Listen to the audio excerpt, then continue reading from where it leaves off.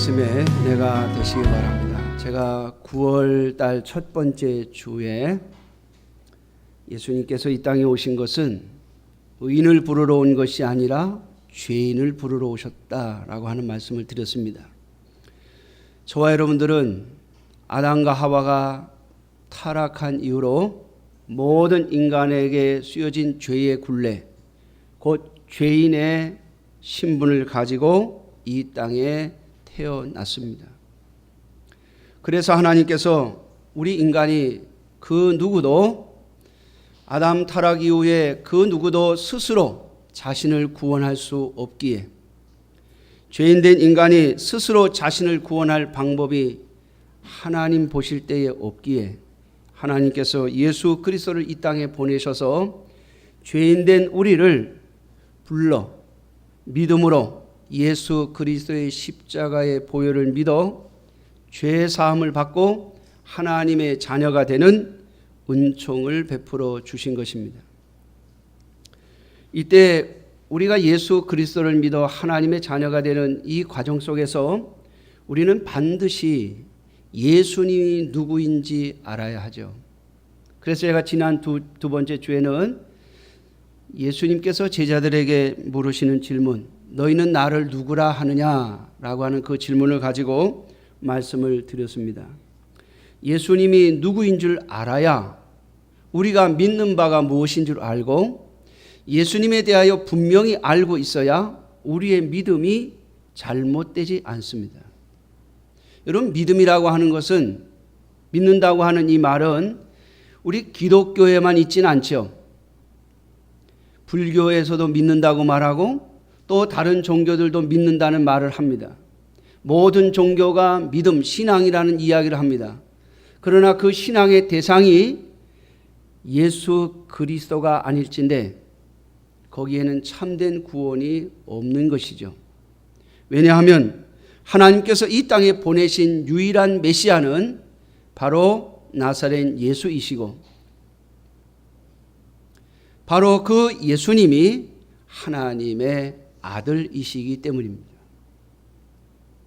저는 오늘 우리가 예수 그리스도를 믿어 죄인된 우리가 하나님의 자녀가 되고 의인이 되는 과정 속에서 우리가 반드시 알아야 할 것이 있는데, 그것은 바로 내가 누구냐라고 하는 겁니다. 오늘 사도 바울은 고린도 교회에 쓰는 편지를 통해서 고린도 교회 성도들이 너희가 너희 자신이 누구인지를 제대로 알지 못하고 있다라고 하는 이야기를 하고 있습니다. 고린도 교회는 하나님의 많은 은혜가 있었고 하나님께서 베푸시는 많은 역사들이 있었습니다. 그런데 고린도 교회는 세 파, 네 파로 갈라져서 서로 분쟁이 있는 교회였습니다. 어떤 사람은 베드로파, 게바파라고 했고, 어떤 사람은 아볼로파라고 했고, 어떤 사람은 바울파라고 했고, 어떤 사람은 그리스도파라고 하는 자들도 있었습니다.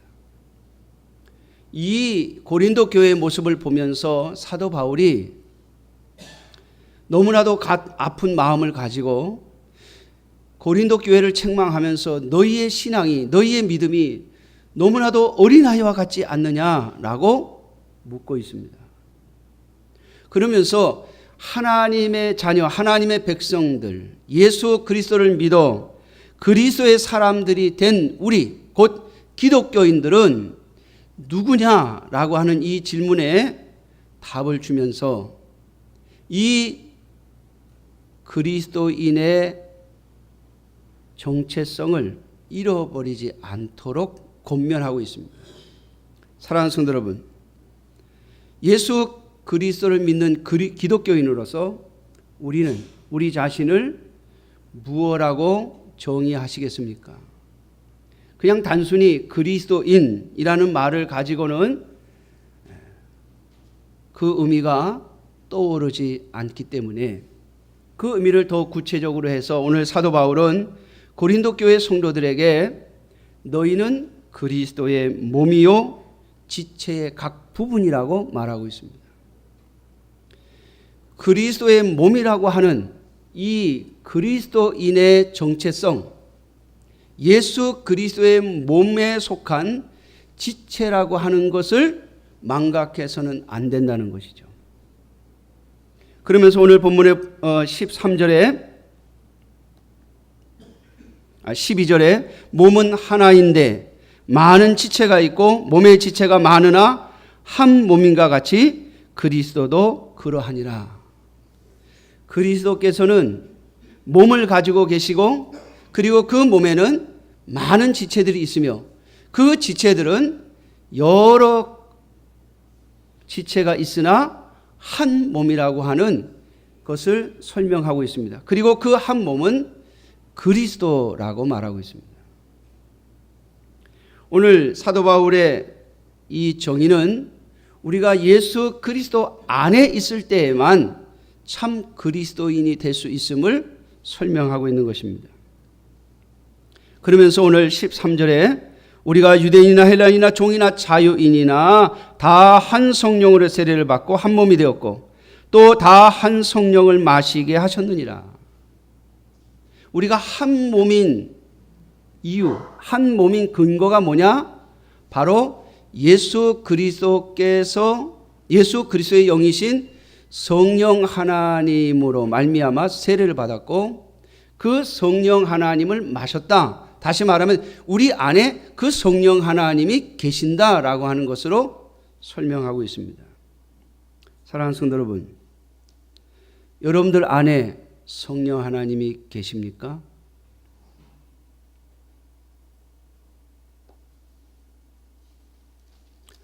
오늘 읽지는 않았습니다마는 12장 3절에 그러므로 내가 너희에게 알리노니 하나님의 영으로 말하는 자는 누구든지 예수를 저주할 자라 하지 아니하고 또 성령으로 아니하고는 누구든지 예수를 주시라 할 수 없느니라. 예수를 저주할 자라고 하지 않는다는 말은 예수님이 십자가에 죽었는데 저주할 자가 아니라고 말하는 것이라는 뜻입니다. 여러분, 십자가는 가장 극악한 죄인을 죽이는 형틀입니다. 구약 성경에도 나무에 달린 자는 저주받은 자라고 말씀하셨고 또 예수님 당시에 로마 제국의 다스림 하에서 십자가에 죽는 것은 반역죄나 아니면 가장 극악한 죄인을 죽이는 형틀이었습니다. 그래서 많은 사람들이 예수님을 가리켜서 실패한 사람이라고 말하는, 과연 그가 하나님의 아들이고 메시아라면 어떻게 저주받은 죽음, 십자가에서 죽을 수 있느냐는 거죠. 제가 대학에 다닐 때 통일교에서 저희 대학교 앞에 유인물을 이렇게 주더라고요. 참 통일교가 정말 온 나라를, 온 기독교를 들썩들썩 하던 때가 있었죠. 총신대학 앞에까지 와가지고는 그걸 돌려요. 제가 저 사람도 간도 부었다. 제가 그런 생각을 했어요. 학교에 들어가면서 뭘 주는데 딱 보니까 통일교 무슨 통일교에서 주는 전도지 비슷한 거예요. 소식지 같은 거. 그래서 도대체 저 사람들은 무슨 얘기를 하나. 제가 이렇게 한번 읽어봤어요. 다 잊어버렸는데 딱 생각나는 게 있어요. 뭐냐면 예수님은 십자가에 죽었기 때문에 실패한 메시아다는 거예요. 그리고 성공한 메시아가 있는데 그가 바로 문선명이라는 거예요. 문선명이는 많은 사람들을 불러 모았고 그리고 거대한 재산을 모았고 거대한 통일교 왕국을 세웠기 때문에 승리한 메시아고, 예수님은 참으로 초라하고 비참하게 십자가에 죽었기 때문에 실패한 메시아라는 거예요. 여러분, 이게 세상 사람들이 갖는 관점이죠. 망한 사람, 핍박받는 자, 힘없이 쓰러져 가는 사람들, 그들에게 누가 관심을 갖습니까? 그들을 누가 복되다 할 수 있으며 그들이 승리했다 할 수 있겠습니까? 그런데 참으로 십자가의 도는 세상 사람들에게 미련해 보이지만 이것은 하나님의 능력입니다. 예수 그리스도의 십자가의 죽으심이 오늘 수많은 하나님의 백성들을 구원하시고 그 예수 그리스도의 십자가의 죽으심을 믿음으로 깨달은 자들은 그 주님을 위하여 목숨을 거는 겁니다. 참 이상하지 않습니까?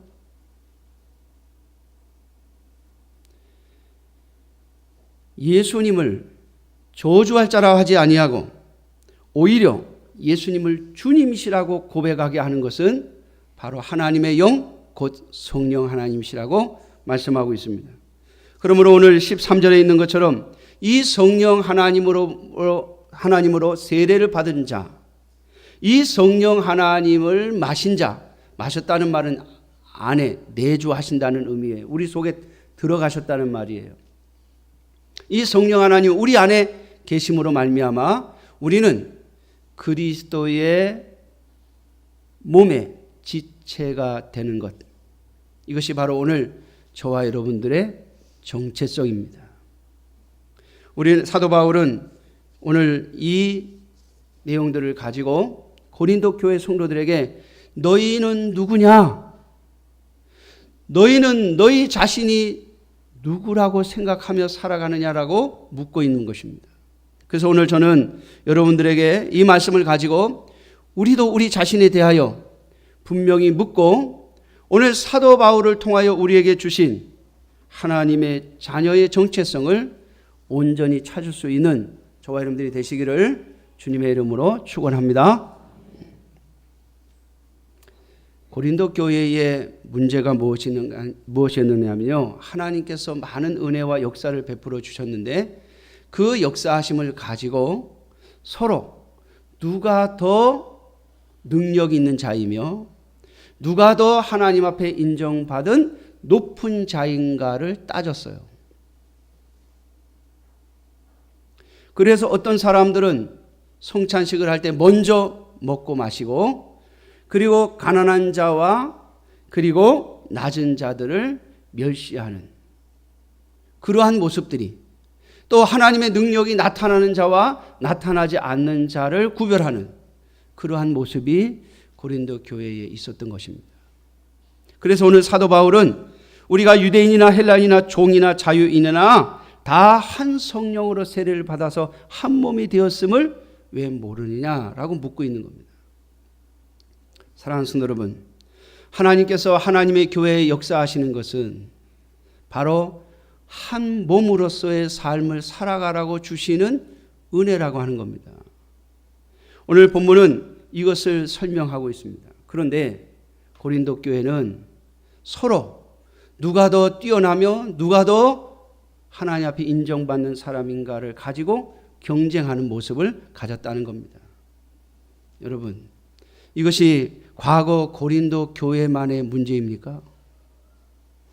오늘날 하나님의 교회라고 부르는 우리, 하나님의 교회 안에 있는 우리 또한 이러한 모습을 가지고 있지 않은지 살펴봐야 할 것입니다. 과연 내가 그리스도의 사람, 한 성령을 마시고 한 성령의 세례를 받은 자로서의 정체성을 가지고 있느냐는 거죠. 교회 안에서 누가 더 믿음이 좋으냐? 누가 더 인정을 받느냐? 누가 더 윗자리에 서느냐를 가지고 경쟁을 하는 모습을 하나님의 교회가 지금까지 가져왔다는 거예요. 여러분, 교회 안에서만 그렇습니까? 바로 이 교회 안에서 이 문제 때문에 과거에 우리 한국교회는 많은 교회들이 갈라섰습니다. 교회가 싸워서 갈라지는 거예요. 저는 어려서부터 교회를 다니면서 교회가 성장을 해서 다른 곳에 교회를 세워주고 또 교회를 이렇게 나누어서 우리가 너무 크니까 교회를 나누어서 이렇게 너희도 교회 하나 우리도 교회 하고 이렇게 서로 나누자라고 하는 이야기를 들어본 적이 없어요. 제가 어렸을 때 자랐던 동네에도요, 교회가 1, 2에 하나 있고 2리에 하나 있어요. 근데 그 2리에 있는 교회는 1, 2에 있는 교회에서 갈라져 나간 교회예요.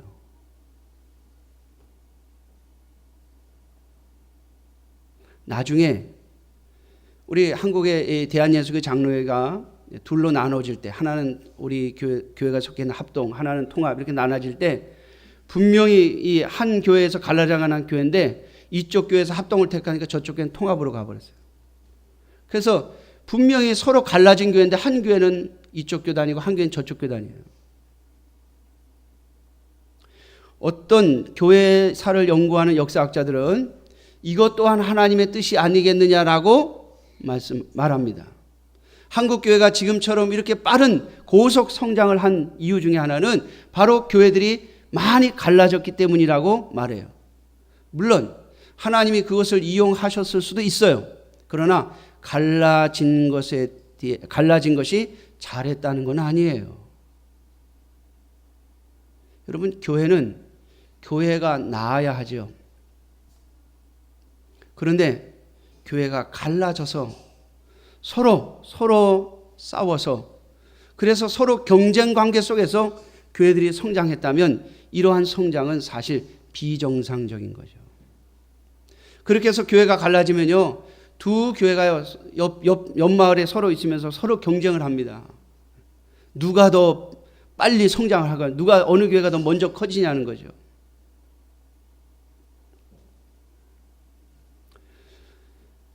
주님은 사도 바울을 통해서 분명하게 말씀하십니다. 몸은 하나라고요. 여러분, 몸이 갈라질 수 있습니까? 또한 지체가 서로 원수처럼 여길 수 있느냐는 거예요. 한 성령으로 한 세례를 받았다면, 같은 성령 하나님을 모시고 있다면 교회는 결코 서로에게 분쟁이 있을 수 없다고 말하고 있습니다. 오늘 25절에 보니까 몸 가운데서 분쟁이 없고 오직 여러 지체가 서로 같이 돌보게 하셨느니라. 이게 몸의 역할이죠. 제가 요즘 최근에 저희 집사람한테 되게 미안해요. 몸이 안 좋아서 자꾸 아프다고 제가 자꾸 누워버리니까, 원래도 잘 도와주지도 않지만 요즘 거의 도와주지 않는, 제가 할 일도 저희 집사람한테 밀어버리는, 당신이 좀 하라고 해버리는 경향이 있어요. 근데 그게 누구니까 됩니까? 한 몸이니까 되는 거죠. 여러분, 하나님의 교회라고 하는 것은 성도들 간에 누가 아프거나 그러면 그 고통을 함께 느끼고, 또 누가 잘되면 그 잘됨을 함께 누리는 것, 그것이 바로 교회에 주신 사명이요 교회의 정체성이에요. 그래서 여러분, 기독교는요, 한 교회가 성장을 하고 또 한 교회가 잘 되면 작은 교회나 어려운 교회를 돕는 겁니다.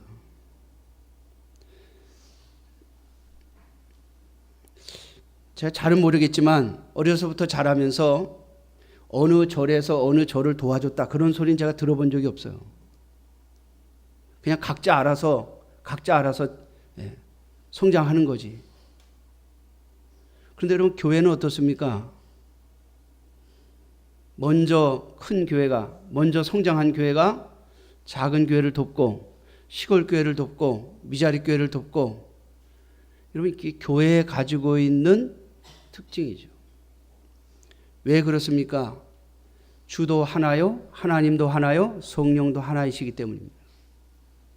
자, 그런데 그러한 원리를 하나님이 주셨음에도 불구하고 오늘날 한국 교회가 가지고 있는 병폐가 있죠. 그게 뭔가 하면 이웃 교회가 우리 교회보다 잘 되는 게 배 아픈 거예요.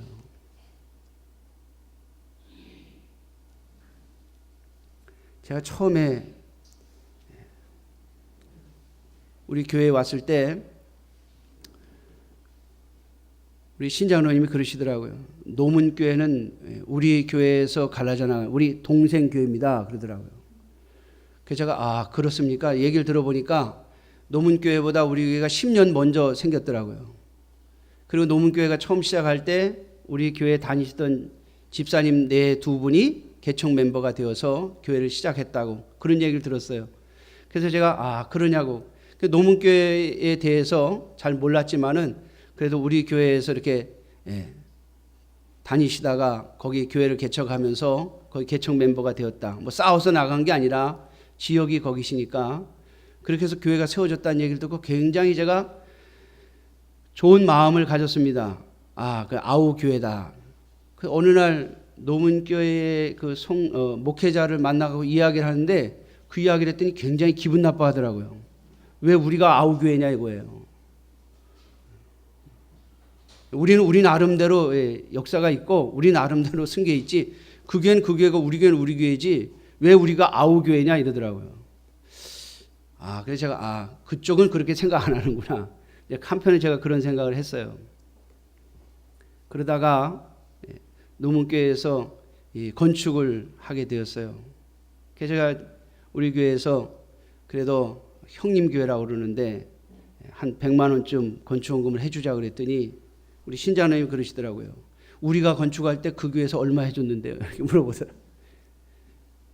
제 기억으로 뭐 건축원금이라고 따로 해준 건 없더라고요. 그래서 없는데요 그랬더니 근데 왜 우리 교회는 해줘야 되냐고. 그래서 제가 그랬어요 장로님한테. 그때 이제 집사님 때니까 노문교회가 우리 아우 교회라면서요. 우리가 형님 교회고. 아우 교회가 예배당 짓는데 좀 보태줘야 되지 않겠습니까? 그때 이제 말씀을 못 하셨어요. 그때는 우리 교회가 막 지어져 가지고 전혀 또 부럽지 않은 그런 상황이었으니까 아직껏 100만 원 주십시오. 그러고 했는데 이제 그 교회가 다 완성이 됐어요. 이제 입당 예배를 드린다고 그러는데 또 제가 한 100만 원 또 해줍시다 그랬더니 우리 신장로님이 깜짝 놀라시면서 지난번 해줬는데 뭘 또 해주냐고 그러더라고요. 그래서 제가 들어보니까 참 빚이 그 건축비를 다 갚지 못하고 이제 입당 예배를 드린다고 그러는데 한 번 더 도와주면 안 되겠냐고. 그 도움을 줬어요. 제가 과거의 역사를 보니까 우리 교회의 목회자와 노문교회에 계시던 목회자들이 항상 경쟁 관계에 있는 거예요. 저쪽에 잘 되는 걸 못 보는 거예요. 저쪽에 뭐가 잘 됐다 그러면 그게 셈이 나는 거예요. 사랑하는 성도 여러분, 그건 교회가 아니에요. 노문교회 하나님하고 우리 교회 하나님이 다릅니까? 제가 이 말씀을 드릴 수 있는 것은 우리 신장로님이 그게 뭔지를 아셨어요. 이제 그때 그 마음이 사라지셨기 때문에 제가 말씀을 드려요. 만약에 그때 마음 그대로 가지고 계시면 제가 얘기 안 하죠. 난 아직도 그게 못마땅한데 목사님 왜 자꾸 그 얘기를 하나. 만약에 그런 마음이시면 제가 얘기를 하겠습니까? 사랑하는 성도 여러분, 교회는요 그리스도가 주인이시며 그리스도의 몸이에요. 한쪽이 잘 되면 그건 좋은 거예요.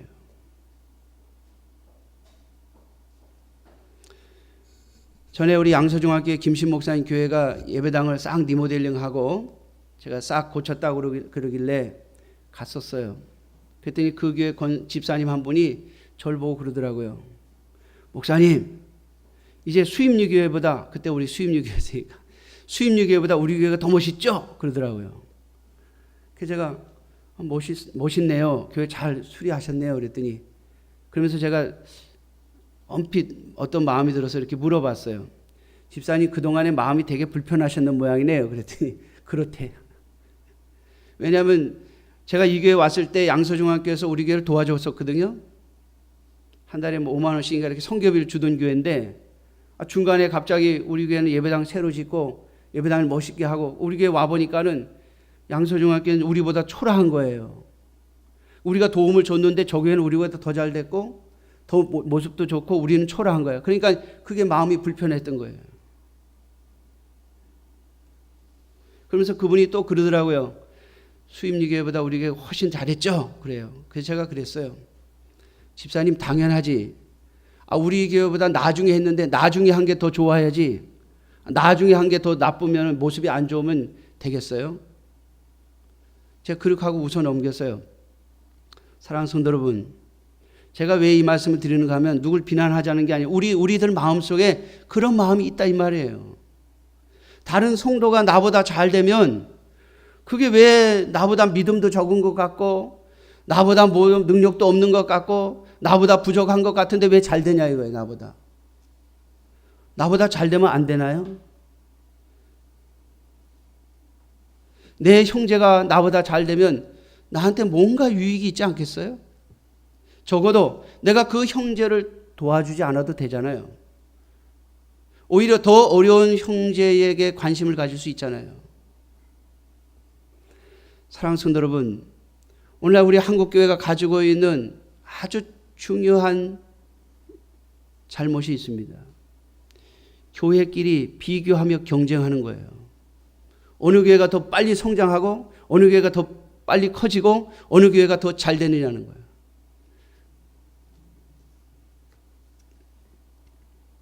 사랑하는 성도 여러분, 잊지 마세요. 우리는 그리스도의 몸이에요. 그리스도의 몸으로 부름받았어요. 만일 우리가 그리스도의 몸으로서의 정체성을 가지지 못하면 우리가 구원에서 떨어질 수도 있어요.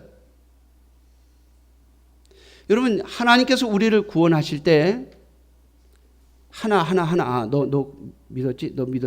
이렇게 구원하시는 게 아니에요. 그리스도를 딱 올리시면 그리스도가 올라가시면 그의 몸이 다 따라서 올라가요. 다시 말하면 머리 대신 그리스도와 그의 몸을 구원하시는 거예요.